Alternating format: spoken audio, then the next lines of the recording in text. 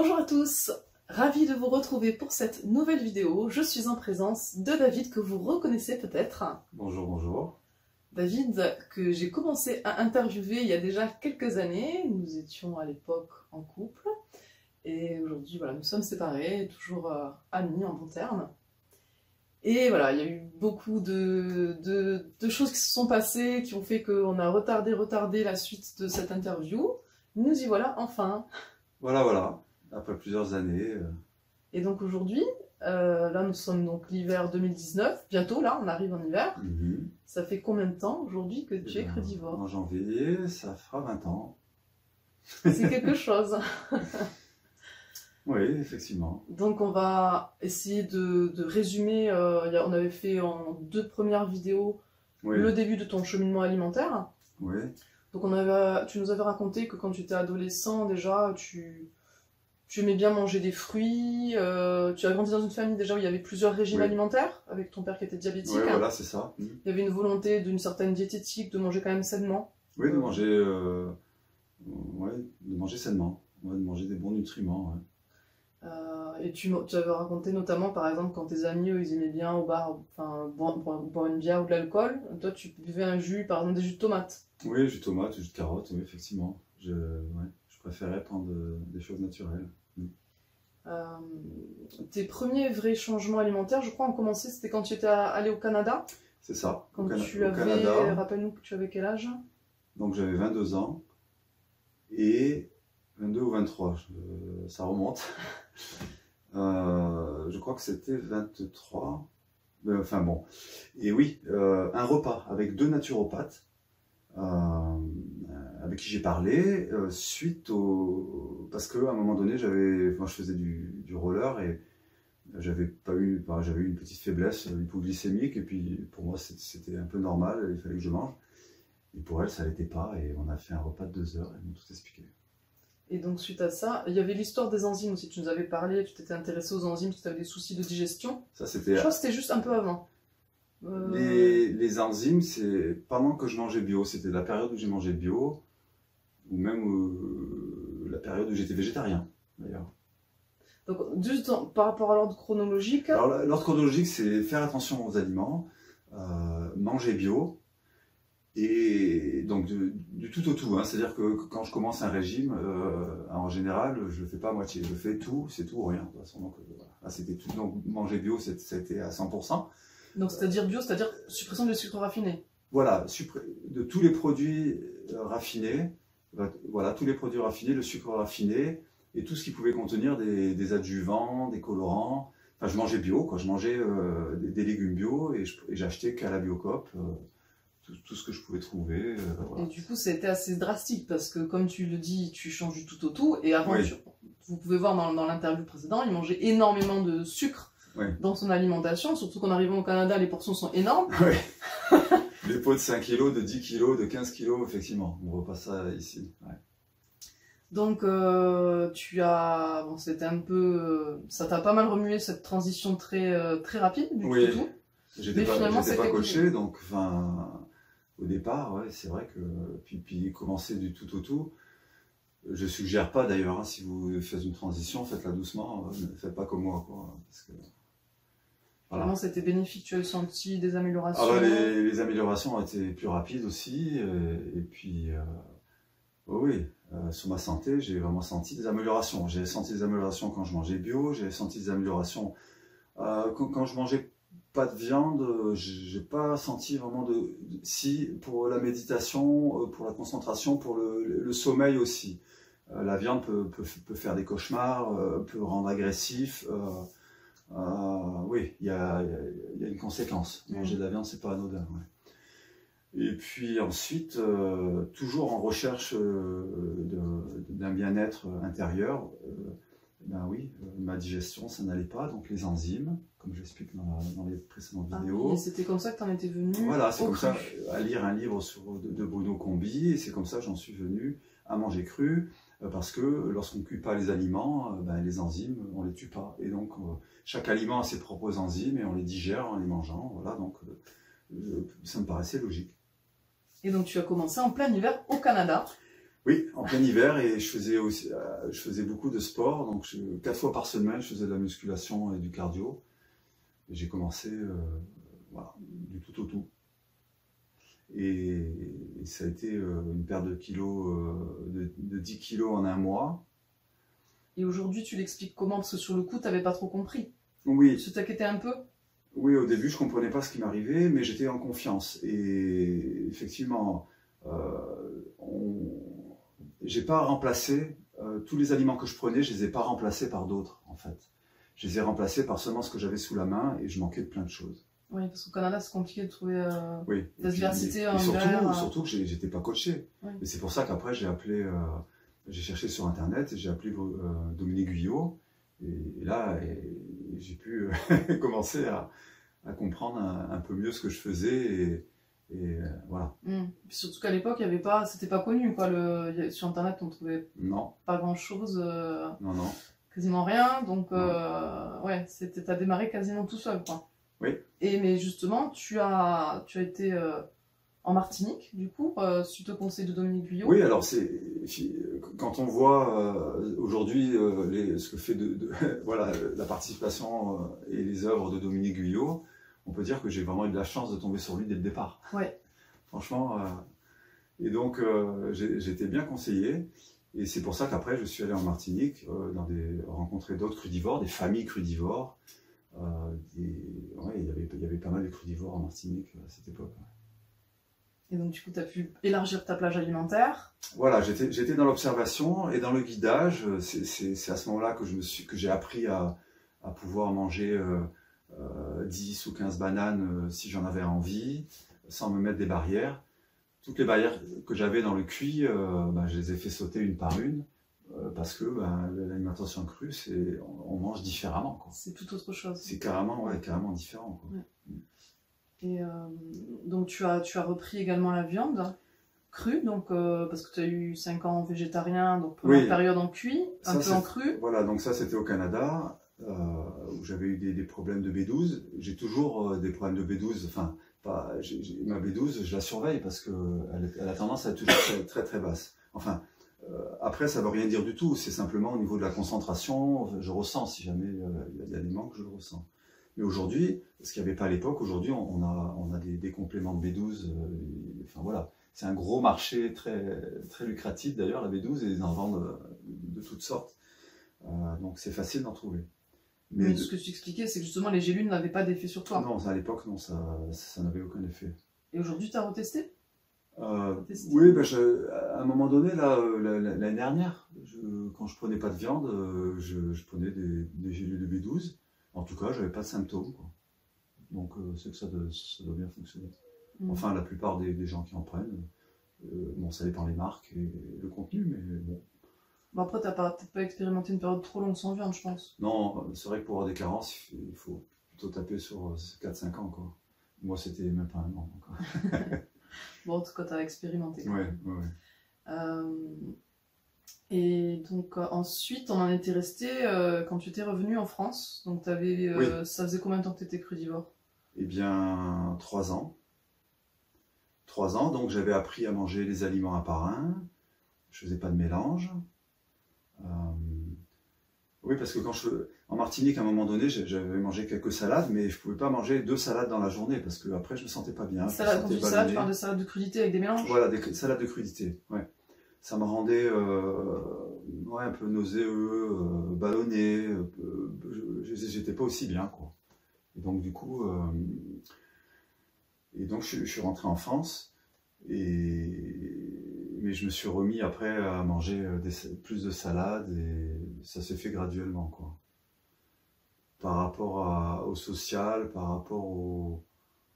Je sais pas, je saurais pas l'expliquer, je dirais que peut-être pour compenser aussi les inconvénients qu'il peut y avoir en France que j'avais pas en Martinique. En Martinique, voilà, il fait beau, il fait chaud, tu es en sandales, voilà, la vie, elle est simple, c'est pas pareil, quoi. Ici, on doit se chauffer, on a la pollution, il y a tout ce qui... Et puis, t'as pas les mêmes produits, plus accès à certains produits facilement en Martinique, je pense aussi. Oui, et du coup, bah, moi je mangeais du poisson, bah, j'en ai plus mangé parce que le goût, c'est. Voilà, quand tu as mangé du poisson frais pêché et que tu vois ce qui vend dans les étals. Ouais, pour les fruits aussi, les fruits tropicaux. Pareil, tous les fruits tropicaux, voilà, ils ont été que l'hiver ou pas trop mûrs, ou alors c'est hors de prix, donc ouais, ça modifie.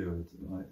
Donc, par rapport à ta famille qui t'avait pas vu depuis quelques petites années, quelle a été comment ça s'est passé justement ils ont revu un David qui était changé complètement. Oui, c'était un choc, et je pense que c'est toujours un choc.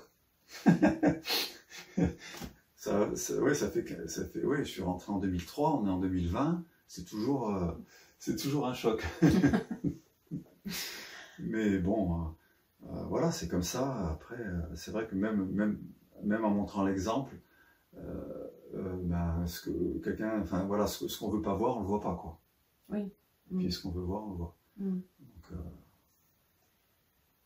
et donc du coup, tu as remangé petit à petit des salades de crudité. Oui. Tu as vécu comme ça après pendant un certain nombre d'années. Est-ce que tu as découvert des nouvelles choses dans le crudivorisme? Alors oui, j'ai découvert, donc c'est la période où je faisais beaucoup de natation. Donc je faisais des entraînements de compétition, donc je nageais énormément, je mangeais énormément. Et là, il m'était arrivé de faire des exceptions, de manger, une fois j'ai mangé un pâté, une fois j'ai mangé... mais je faisais tellement de sport que je ne ressentais pas les effets. Maintenant, je sais que c'est aussi un phénomène de tolérance, parce que quand on mange quelque chose voilà, quand on est habitué à un certain type d'alimentation, puis qu'on fait un excès, on a la première prise, le corps le tolère, va le gérer plus ou moins bien. C'est la deuxième qui passera pas, en fait. Et souvent, on se trompe, justement, en se disant, bah oui, bah j'ai mangé ça, et puis finalement, bah, ça s'est bien passé. Et puis on recommence le lendemain à remanger la même chose. Et puis là, ça va pas, quoi. D'accord, en tout cas, c'est ton expérience. Oui, c'est mon expérience, mais je pense que... C'est vrai que moi je vais pas la même chose, enfin, j'ai pas l'impression de vivre la même chose. Enfin, moi, c'est mon corps réagit comme ça. Ouais. Là, je suis allé récemment à un mariage, à un anniversaire. J'ai fait des exceptions. Une exception, ça passait bien, quoi. Mais deux, non. Donc, voilà. Donc, je faisais beaucoup de sport. Le gros changement qui est venu juste derrière, c'est quand on a fait le tout premier stage de Thierry Casanova. Donc ça, c'était il y a 7 ans. Ouais, c'était son premier stage. Ouais, c'était il y a 7 ans. Son tout premier. Et là, il parlait du sel et que c'était un poison, qu'il fallait pas en prendre. Enfin, et l'huile. Et l'huile aussi. Oui. J'ai pris conscience que je prenais beaucoup trop d'huile, trop de gras et du sel. Donc j'ai arrêté de prendre du sel. Enfin, du sel de mer, enfin du sel qu'on rajoute comme ça. Voilà, le sel qu'on rajoute parce que pas le sel naturel. Voilà, le sel on en a besoin de sodium en fait. On confond souvent le sel et le sodium, mais on a besoin de sodium, et le sodium on en trouve dans les légumes, on en trouve dans le céleri, on en trouve dans les algues. Et par exemple, si je prenais du sel, j'avais soif et je transpirais, alors que si je mangeais des huîtres qui sont très salées, aucun problème. Si je mangeais des algues fraîches ou sèches, aucun problème. Donc il y a sel et sel. Donc le plus important c'est le sodium. Donc d'avoir arrêté le sodium et d'avoir réduit mes huiles m'ont encore amélioré ma santé. D'accord. Tu nous as dit que tu faisais beaucoup de sport par rapport au crudivorisme. Est-ce que tu as senti une différence? Ben oui, c'est pas compliqué. Quand je faisais mes entraînements de natation, je faisais mes entraînements de natation avec les jeunes qui avaient de 12 à 15 ans. Et je faisais les mêmes entraînements qu'eux. Et même, je trouvais qu'ils râlaient. Enfin voilà, ils n'avaient pas le mental en fait. Ils avaient le corps, mais ils n'avaient pas le mental. Moi, j'avais du mal à... Il fallait que j'y aille pour arriver à... Je faisais l'entraînement, hein, mais eux, ils le faisaient comme ça, quoi. Moi, je le faisais, à la fin, j'étais vidé. Voilà. Mais je râlais pas, je faisais. Donc, en termes de... Je sais plus si on a vu dans des vidéos précédentes, au niveau de... Tu comptes tes battements de cœur quand tu fais du sport, par exemple? Oui. Et la différence qu'il y a eu en passant au cru? Ah oui, ben, en passant au cru, déjà je suis passé de 80 battements par minute à 70, à 65. Et quand je faisais... Il y a eu des moments en Martinique où mon cœur battait à moins de 50, même, je me rappelle. Et là, en moyenne, c'est 55. Ça, c'est au repos, du coup? Oui, au repos. Oui. Ouais. Ouais. Bah, du coup, il y a la même chose quand tu fais du sport. Ben, Oui, après, il y a quand, aussi, quand je monte en rythme, j'atteins pas des. Enfin, il faut que j'y aille quoi, pour atteindre mon maximum. Quoi. Ouais. Mm. Et au niveau récupération, du coup, après le sport? Ben, la récupération se fait rapidement, se fait bien. Euh, Puis il y a eu des vidéos qui parlaient de ça aussi, que j'ai découvert récemment. Mais ça corroborait avec ce que j'avais moi eu comme expérience. On fait du sport, on se repose juste après, et là le corps, quand on recommence, c'est comme si voilà, on avait fait pendant 2 semaines et il est plus performant quoi. Là, la façon dont tu me parles, ça me donne la sensation que maintenant ça fait 20 ans que tu manges cru. Ouais. Et c'est pas comme les personnes que je peux interviewer qui sont crudivores depuis moins longtemps, qui vont tout de suite te dire la différence qu'il y a eu. J'ai l'impression que pour toi c'est naturel quand je te dis la récupération sportive, bon bah tout va bien. Ouais. Alors que peut-être, est-ce que tu as des souvenirs de comment c'était avant de manger cru? Ah bah, j'étais tout le temps fatigué, beaucoup plus fatigué, et la récupération était plus lourde, les sommeils n'étaient pas les mêmes. Est-ce que tu peux avoir des courbatures, des crampes par exemple? Oui, bien sûr. C'est vrai Et- que là, non. Oui, ouais. C'est des choses que tu as complètement oubliées. Oui, j'ai oublié, c'est parce que ça fait longtemps, quoi. Donc c'est partie de mon quotidien, c'est vrai que... Ouais. Oui, oui. Et même, j'ai accompagné des amis, des fois, pour faire des treks, quand on est monté à la Sainte-Victoire. Bon, bah, j'ai suivi, quoi. Ils étaient étonnés parce que j'avais aucun entraînement, rien, mais bon, le corps, il s'adapte bien aussi. Quand on mange sainement, le corps s'adapte. Bon, il n'y a pas que ça, il y a la pensée, c'est que je suis en confiance aussi, et que voilà, je suis pas en train de me dire maintenant je vais pas y arriver et quoi, je m'écoute et je vis au rythme de mon corps, quoi, de mon organisme.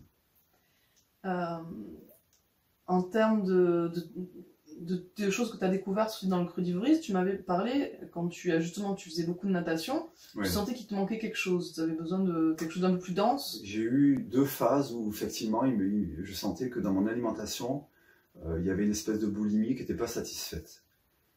Donc c'est là que j'ai découvert la patate douce.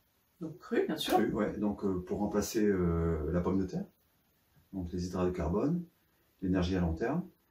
Et qu'est-ce que j'ai mangé d'autre? Le sarrasin. Le sarrasin. Sarrasin germé. Sarrasin germé, ouais. Sarrasin germé, ça aussi, une belle découverte, et j'en mange toujours.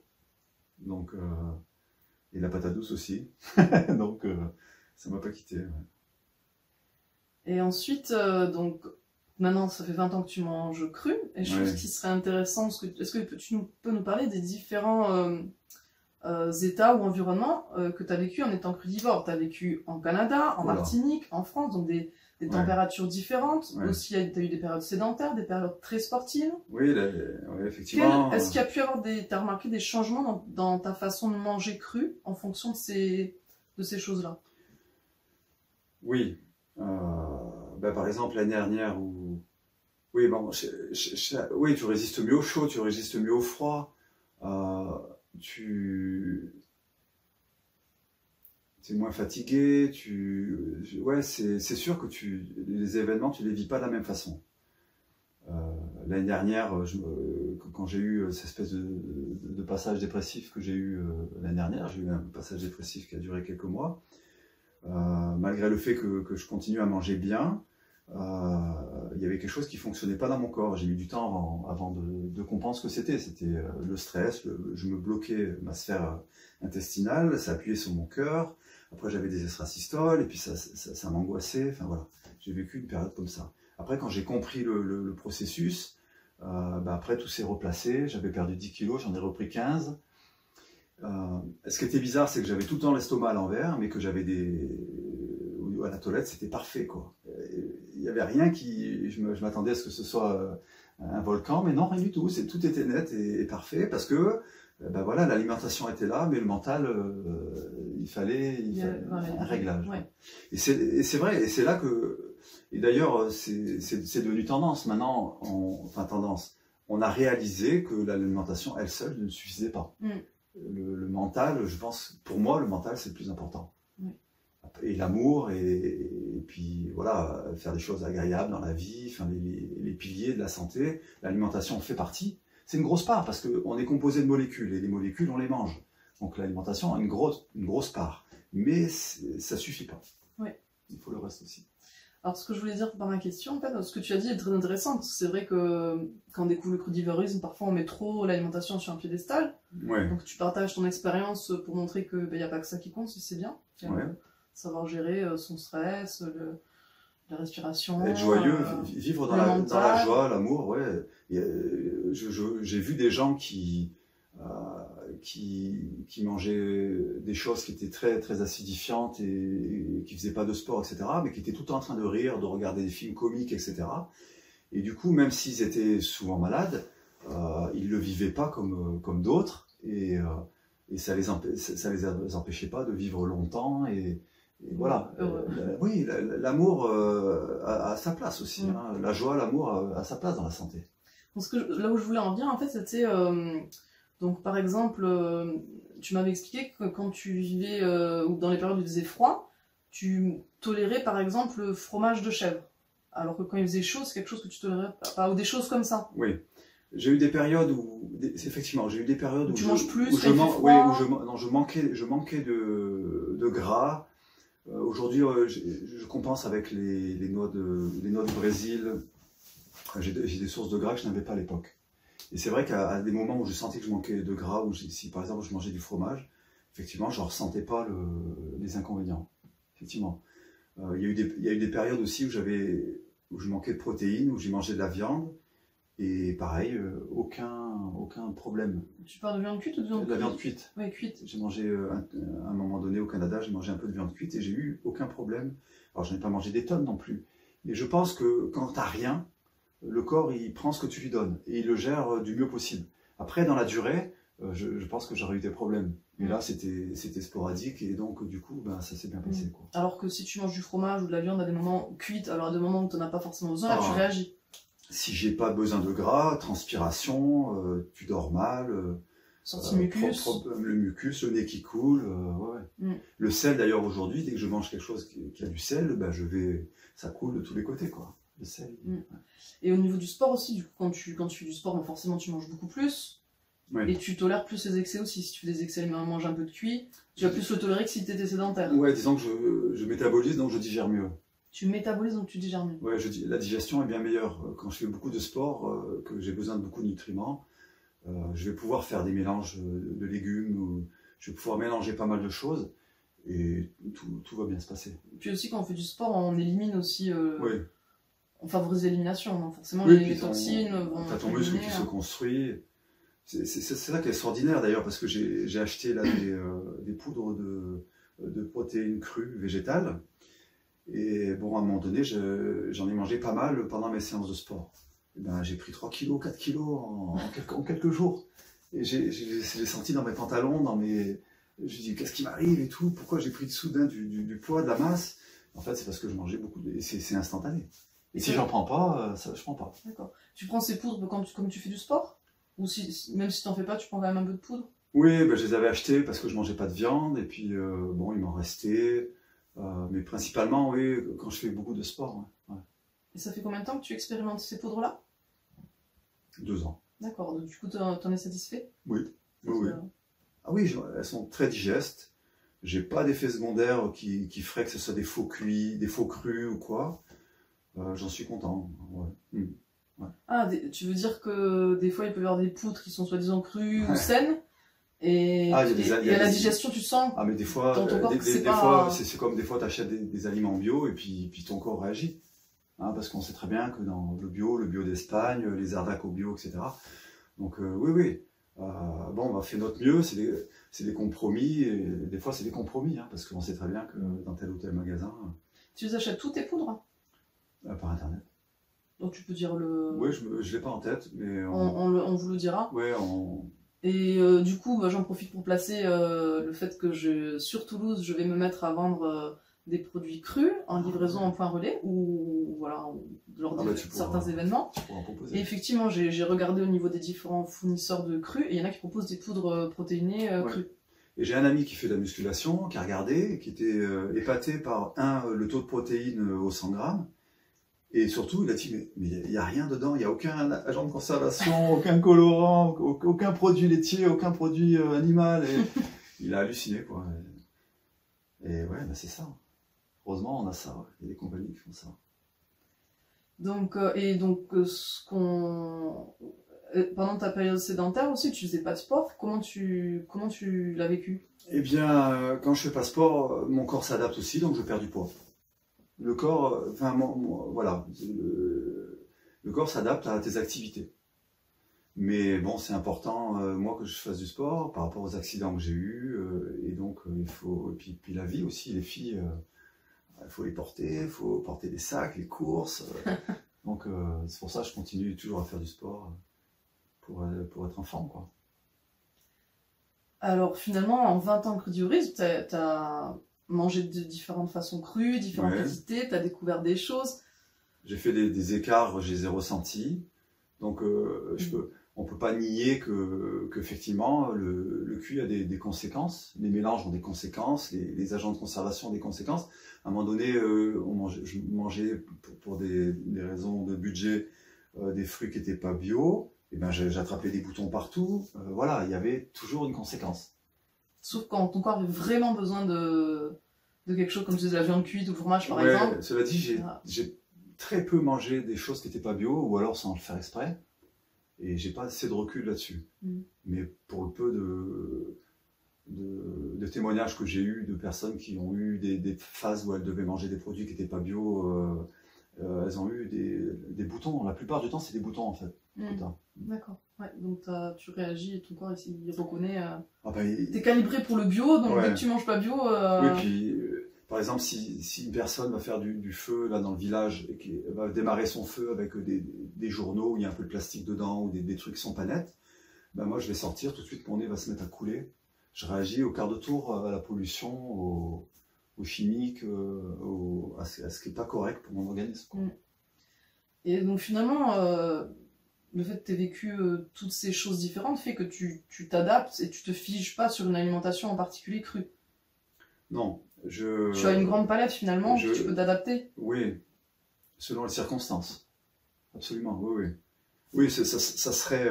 non, il faut pas tomber dans un dogme, non. Il faut écouter son corps et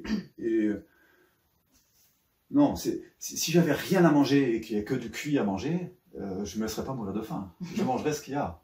C'est tout, voilà. Il y aurait des conséquences, mais je mangerais ce qu'il y a. Non, on fait notre mieux, je pense que dans tous les domaines, on fait notre mieux, et puis des fois, voilà. Il y a des écarts, et puis... En parlant d'écart, est-ce qu'il y a des choses cuites dont tu as particulièrement du mal à te passer ou sur lesquelles tu craques de temps en temps? Je sais pas si tu utilises ce terme craquer. Oui, craquer, je sais pas, mais c'est vrai que le fromage, j'ai du mal à... Ouais, le fromage, ça j'ai un peu de mal. Et puis j'adore le taboulé, quand j'en vois, c'est difficile de pas en manger quelques cuillères, quoi. Mais il n'y a pas énormément de choses, non. Parce que le chocolat... J'ai une chocolat oui, j'ai une paire de chocolat, mais on a du chocolat cru, on en fait, il n'y a aucun problème pour manger le chocolat. J'ai même une amie j'ai fait goûter le chocolat cru, et puis elle a acheté du chocolat cuit dans une foire, et elle aimait pas.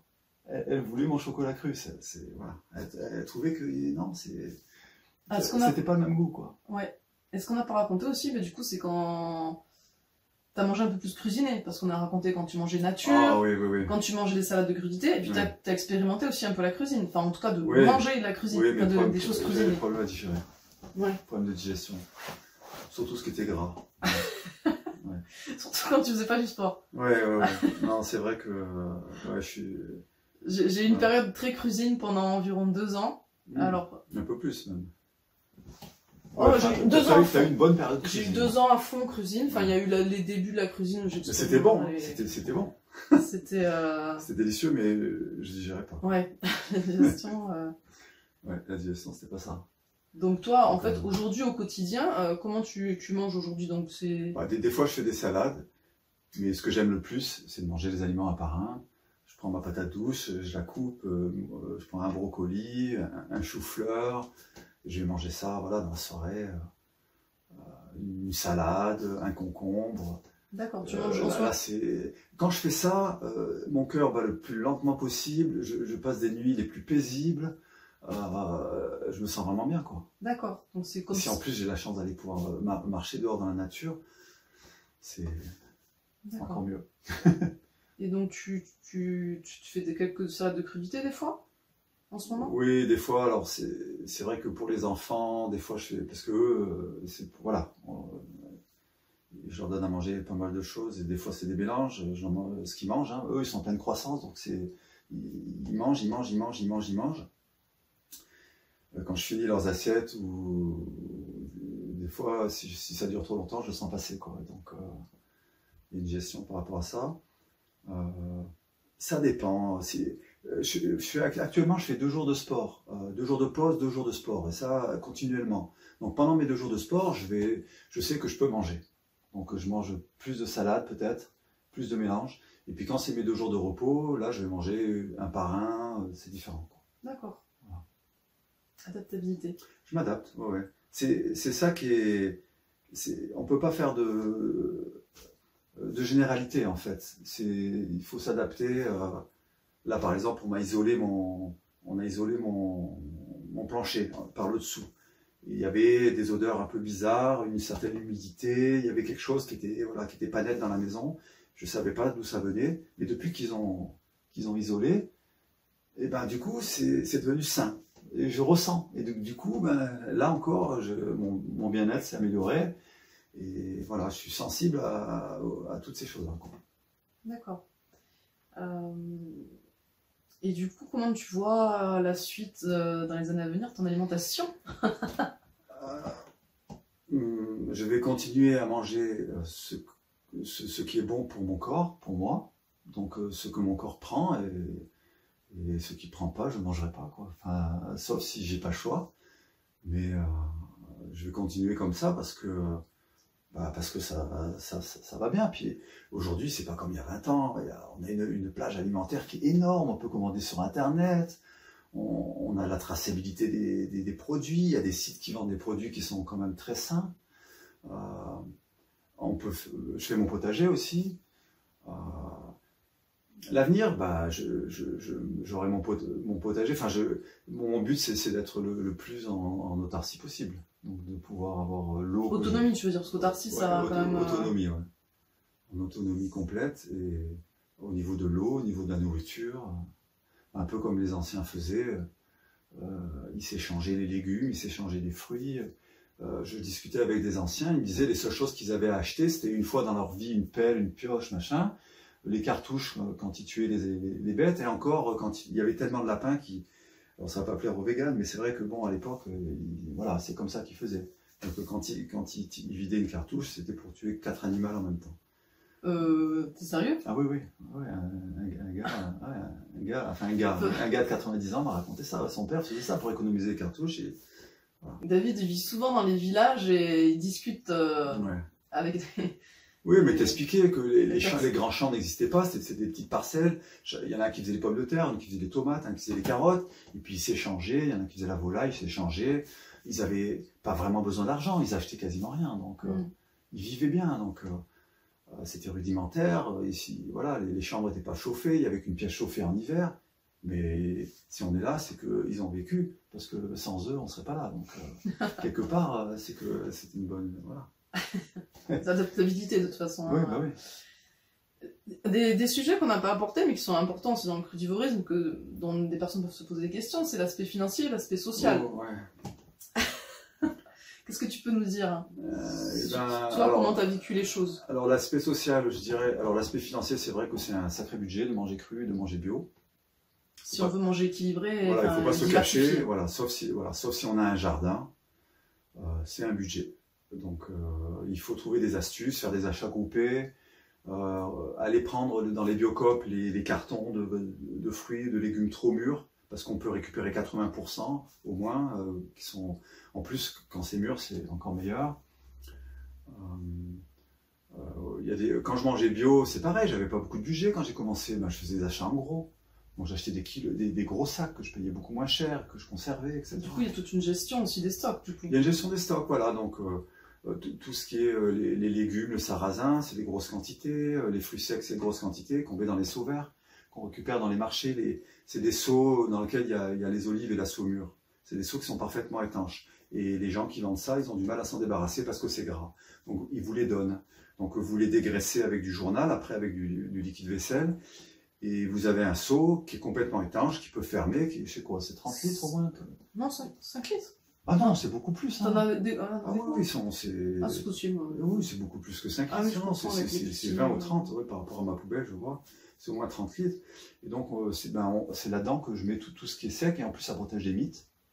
Donc, je conserve tous les aliments là-dedans. Après, pour les fruits, c'est faire attention, il y a plus une gestion rigoureuse par rapport à la maturité. Oui. Ça dépend quel fruit, mais... Oui, bah ouais. Et puis, tu as eu des périodes où tu étais célibataire, des périodes où tu étais en famille, voilà, en couple avec 2 enfants, donc aussi la gestion des... Enfin, oui, on peut plus facilement se permettre d'acheter du stock, en gros, oui. Quand on est à plusieurs que tout seul. Quand on est à plusieurs, c'est beaucoup moins un problème, effectivement, parce qu'on achète des grosses quantités, on n'est pas obligé de tout manger. Voilà, si tu manges pas une chose, quelqu'un d'autre va le... Là, par exemple, j'ai acheté des brocolis, j'ai pas beaucoup touché mon brocoli, bah, du coup, voilà, si j'étais s'il y avait eu d'autres personnes, ils auraient peut-être mangé mon brocoli, et puis voilà. Donc finalement, c'est un choix, c'est-à-dire que au jour d'aujourd'hui, financièrement, tu dois faire des choix, c'est-à-dire que tu priorises l'alimentation plutôt que, par exemple, certains vont mettre dans les vêtements ou dans les sorties, dans le cinéma, des choses comme ça. Quasiment rien d'autre. Ouais. Donc c'est un choix que tu fais parce que c'est une priorité pour toi. Oui, mon aliment et à la fois ma nourriture et mon médicament, c'est-à-dire que oui, mon budget actuellement c'est dans l'alimentation et puis les factures qu'il y a autour, quoi, mais ouais. Après, c'était le social, ta question. Oui. Eh bien, le social, je dirais que dans ma vie, donc en 20 ans, j'ai connu moins de 10 personnes qui m'ont, en m'invitant, soit demandé qu'est-ce que je mangeais et qu'est-ce qu'ils pouvaient me préparer, ou me préparer un repas cru. Moins de 20 personnes en 20 ans, quoi. 10, peut-être 10, pas. Ouais, enfin, il y en a eu un peu plus, là, ces derniers temps. Mais, ouais, c'est... Alors, je dirais que pour moi, c'est... Bah, je dirais pas que c'est pas un problème, parce que c'est vrai que quand le village, ils font des soupes et des machins, bah, j'y vais pas parce que je sais que je mangerai pas, et puis bon, c'est aussi les gens qui s'y trouvent, je sais pas si j'aurai des conversations qui me rejoindront, etc. Mais la plupart du temps, j'assiste au repas, je mange pas. Ou tu mets 3 trucs dans ton assiette, personne ne va remarquer que tu manges pas, ou tu veux dire quand t'es invité à des choses où il y a beaucoup de monde, oui. Avec un buffet qui est cuit, enfin, ou des plats qui sont cuits, moi, je mange bien avant. Tu es présent, tu fais acte de présence. Oui. Tu manges bien avant. Oui. Tu mets quelques trucs dans ton assiette pour faire style que selon l'endroit où tu es, selon le cadre, ça peut être très utile. C'est des astuces. Hein. Vous avez une assiette, vous la remplissez un tout petit peu. Personne ne remarquera que si vous ne mangez pas. S'ils boivent de l'alcool et que vous n'en buvez pas, prenez un verre à moitié plein. Toute la soirée, ayez le même verre dans la main. Personne ne remarquera que vous ne buvez pas. Par contre, si c'est vide, et si votre assiette est vide, là, tout de suite, là, les gens ils vont... Non, mais c'est vrai. Mais oui. Non, c'est sans blague. Voilà. Donc, avec ça, on peut passer dans n'importe quel repas, même si c'est des repas d'affaires, des repas de famille, etc. Et du coup, quand tu vas chez des amis, quand tu vas dans ta famille... J'ai toujours ma nourriture avec moi. Voilà. Donc, tu prends toujours tu gères ta nourriture. Ouais. Voilà. Et est-ce que parfois, du coup, tu proposes, tu partages ce que tu amènes des choses à partager? Ça se fait rarement. En général, puis oui, enfin oui et non, ça dépend. Ça dépend parce que la plupart du temps, ce que je mange, ça les intéresse pas. Donc, moi, quand je mange, par exemple, de la patate douce ou des carottes à mon repas avec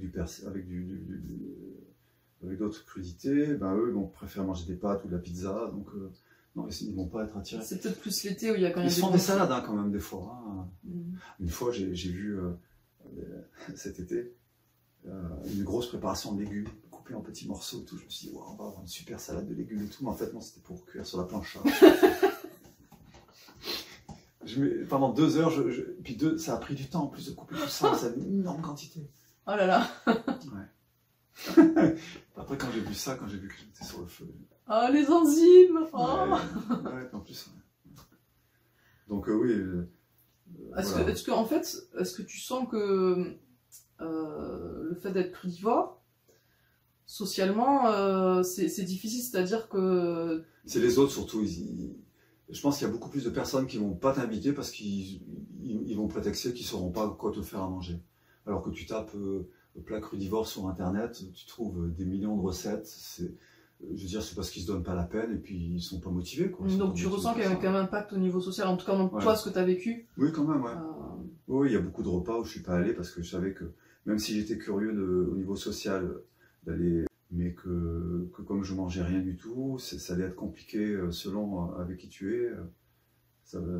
Voilà. Donc je faisais l'impasse. D'accord.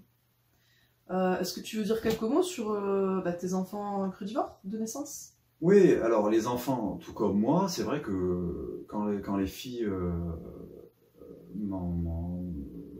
enfin c'est au niveau des maladies surtout, hein. La fièvre, ça n'a jamais pu durer 3 jours, jamais de médicaments. Quand les petits copains, les copines, elles sont alitées pendant 1 ou 2 semaines, eux, c'est 3 jours max. Ouais.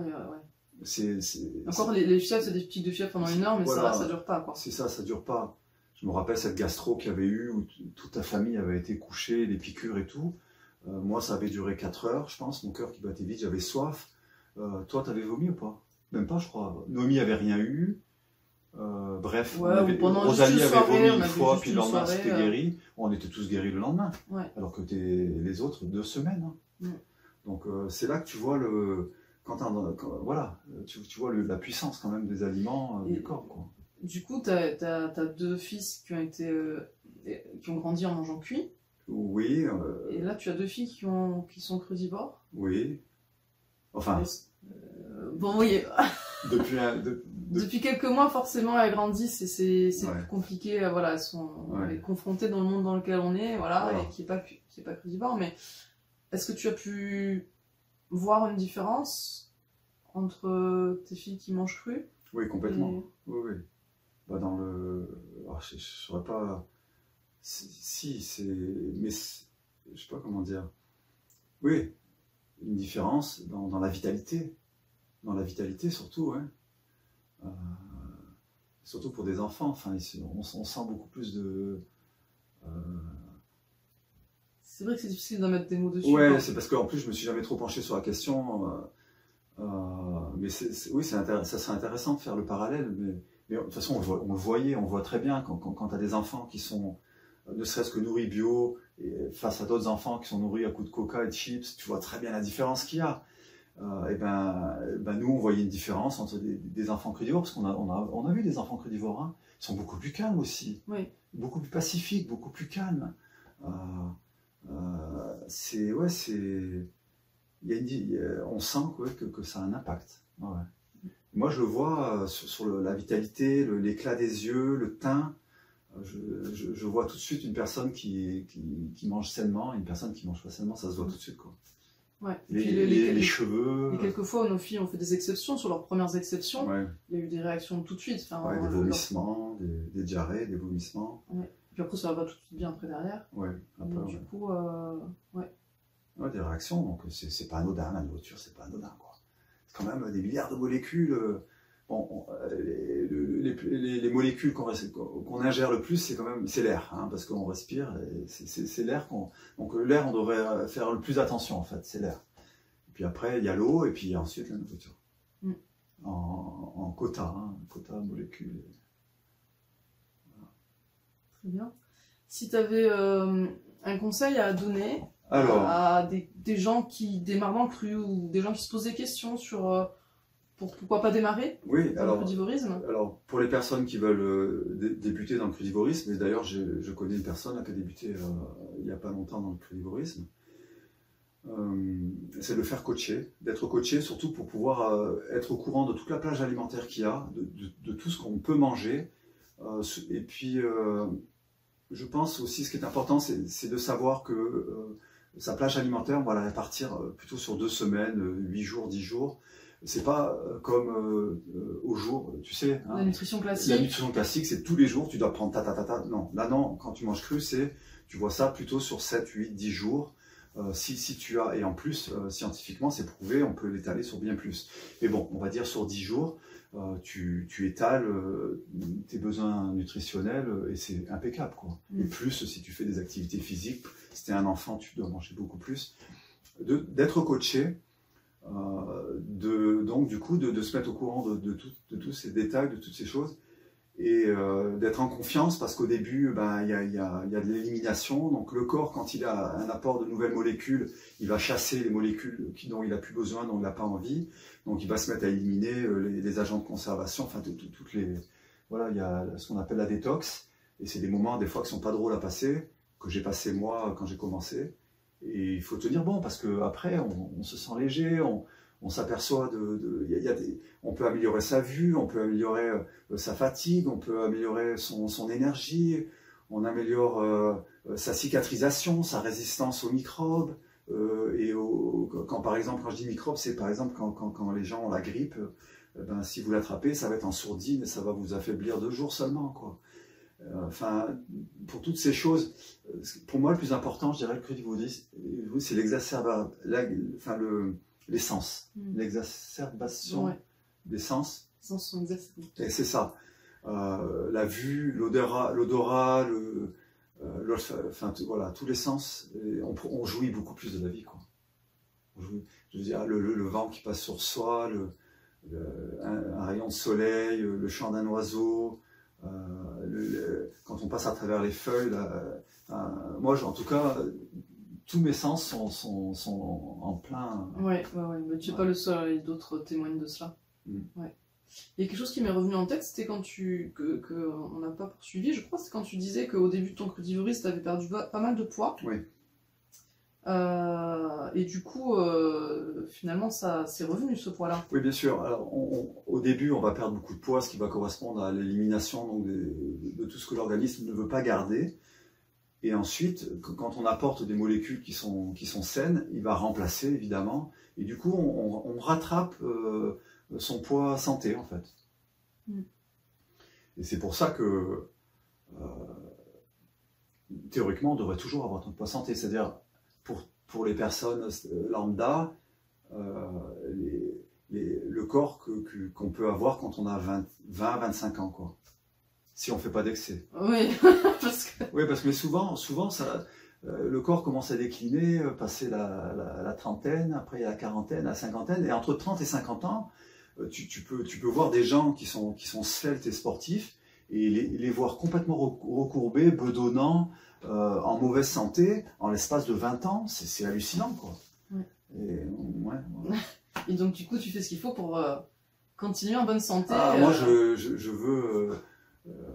j'ai vu sur internet, là, à un moment donné, il y avait pas mal de crudivores qui avaient 70 et 80 ans, mais quand tu voyais les activités qu'ils faisaient, la pêche qu'ils avaient, ça donne envie, parce que tant qu'avoir 80 ans, pouvoir faire les activités que j'ai vu qu'ils faisaient, plutôt que d'être dans un EHPAD complètement drogué, je suis désolé, je préfère vivre vieux, mais être en santé, quoi.